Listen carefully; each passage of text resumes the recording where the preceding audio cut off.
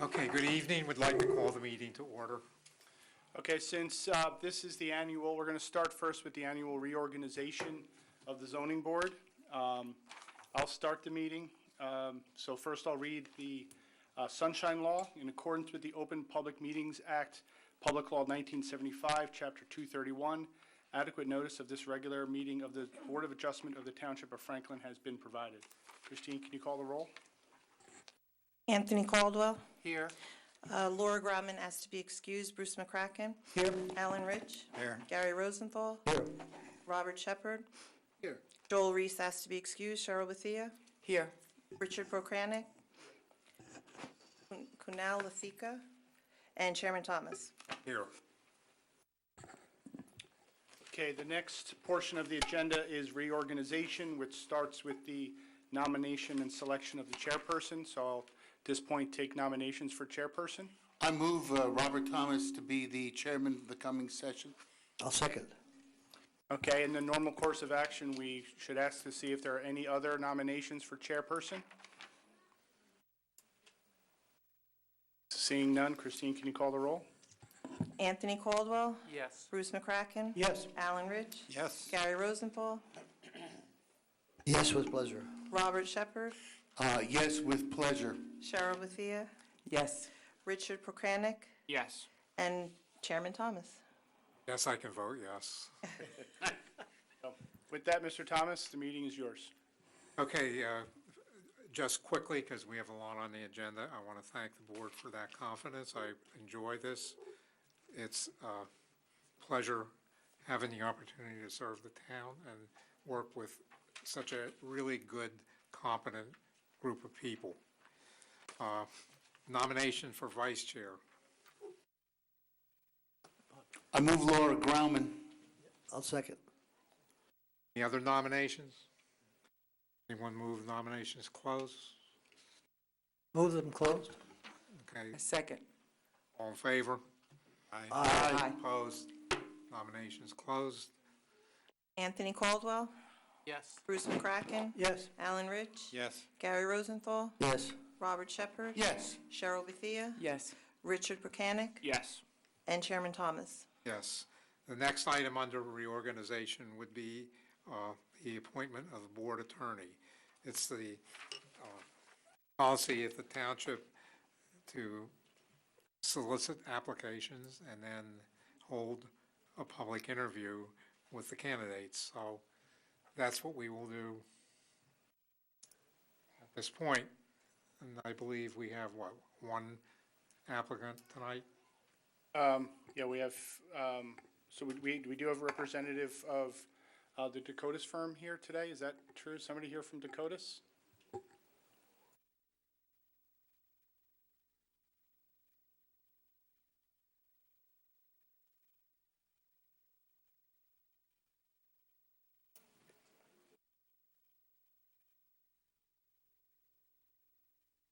We did have, I understand, an application from Mr. Keneally, who represented us most recently and has decided not to pursue a reappointment. So we're left with one application, correct? We have one application from Dakotas firm. Where are they located? They are located in Teaneck, New Jersey.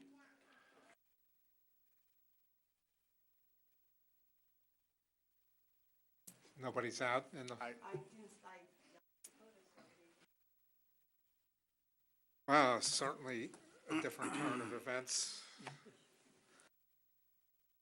Can we meet? Okay. Are we, I'm not asking if it's advisable, are we able, well, I know we are able to do some parts of a meeting without an attorney. This, are you able? I don't know. That's probably a legal question. Legally, I mean. I mean, are you able? I would think you probably are able. Is it advisable, especially with a use variance? I'd say it's definitely not advisable. Is there any way of contacting any of these people?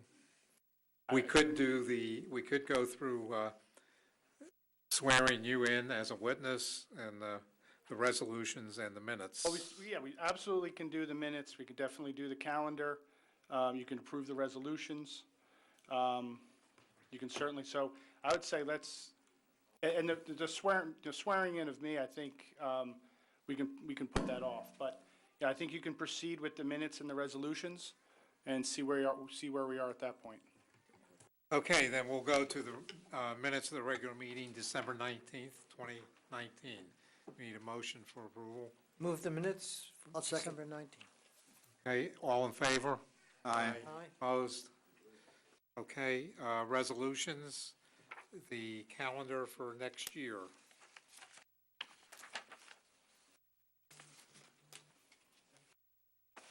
If there's any discussion, and if not, a motion would be in order. I move the list of dates for the meetings for next year. I second. And that would be a roll call, right? No, I think you can do a voice vote. All right, all in favor? Aye. Opposed? All right, that calendar is adopted. Resolutions, again, Muslim Foundation Incorporated, ZBA 19-00016. Is there a motion? I'll move it. All right, and a second? Second? Okay, now we need to poll the board. Anthony Caldwell, Yes. Bruce McCracken, Yes. Alan Rich, Yes. Gary Rosenthal, Yes.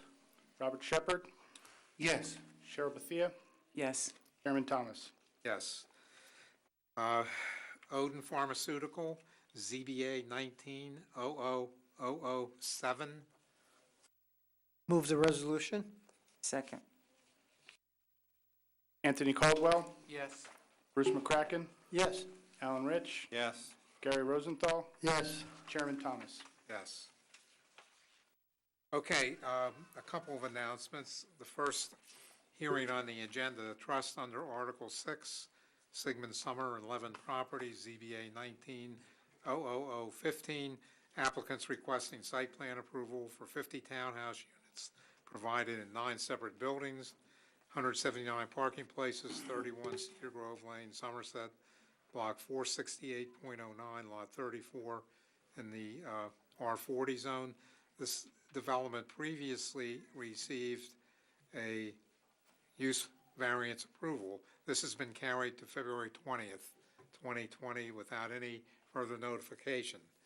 I also might note, depending on how this plays out tonight, we'll be switching the order of a couple of the applications. Well, might as well go through. The Calvary Baptist Church will be first. John Sudia, ZBA 19-00008, C variances in which the applicant is seeking to construct a one-story addition to the rear of the house, a covered porch to the front of the house, 2 large additions to the existing garage, 2024 Amwell Road, Somerset, Block 73.01, Lot 53.01 in the R40 zone. That will be after the church, and then the 2 Diamond Investors and Builders applications. Although they're separate projects, same applicant with the same attorney will be the last 2 on the agenda.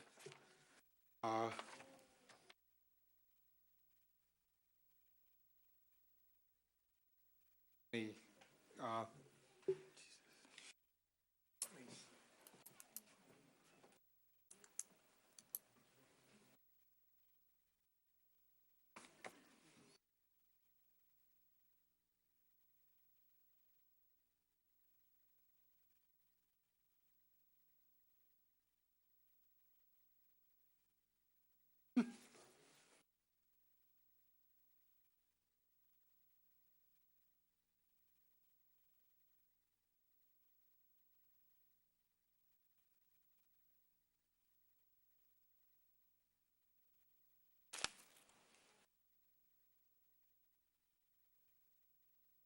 Okay, you have a comment you wish to?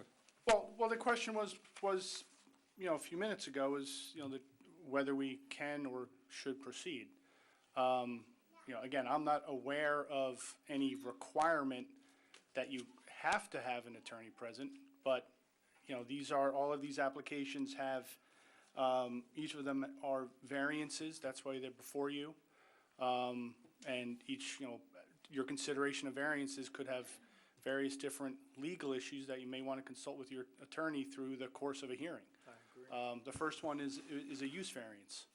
And the other ones are C variances, which are, by their nature, less significant than a use variance. So what I'd recommend is if the board wants to have a discussion of whether you want to proceed with any or, on any of the applications tonight. I'm separately concerned about the idea that if we proceed without an attorney, if someone is aggrieved either because a variance is granted or because a variance is not granted, that the other side will then be in a position to take an appeal which will be granted because we didn't have legal counsel present. And I even see at least one attorney out in the audience shaking his head, yes, that is an issue. So that was shaking his head the other way. But that's my real concern. It'll be essentially a waste of time to go through this without us having an attorney here, even if they don't have any questions to answer. I simply asked the question to get the discussion on the table, because 30-some years this has never happened. It's a little bit of uncharted territory. I would not feel completely comfortable doing any of them really without an attorney. I agree with Mr. Shepherd. When I look at the agenda, the Diamond Investors applications and SUDI all have a deadline for action of either February 10th, February 28th, or March 15th. There's no issue from that point of view as a deadline for action to not hearing them tonight. I can move everybody to February 6th because I had two, but they have since fallen off. Okay. Unless the attorneys have, their professionals are not available. But February 6th is available. That would take That would take all of them. from Mr. Linus on the Calvary Baptist Church, because that deadline is January 31st, and we don't have a meeting. Back right there. The mic right there. Happy New Year, everybody. All right, the Francis P. Linus representing Calvary Baptist Church, the applicant, assuming we're on for February 6th, first on the agenda, then we will grant an extension of time. You'll follow the same agenda that's here tonight, so you will be first on the agenda. Right. No question. And the announcement is here tonight, so there's no further notice requirement. Mr. Correct. Chairman? Thank you. In terms of the public, then, as you have heard, all of these applications are going to be heard on February 6th. On behalf of the board and the township, I apologize for bringing you out and not being able to have the meeting. There's usually tremendous amount of competition for attorneys and law firms to have these positions, and I would say it's virtually unheard of having someone not show up after they've applied and been notified. Yes. Mr. Thomas, I have the other three applications. All three of those applications have the same planner as a witness, and he has a conflict for the 6th of February. So I would respectfully request that those three applications move to February 20th, if we can do it. None of them should take an extremely long period of time. If they require an extension, I will grant the extension this evening. And before I talk any further, Okay, what we have, excuse me, on February 20th, we already have 11 properties, which has to be heard. Side data is yours anyway. And then we have another smaller one that will be quick, that will probably be heard before 11 properties.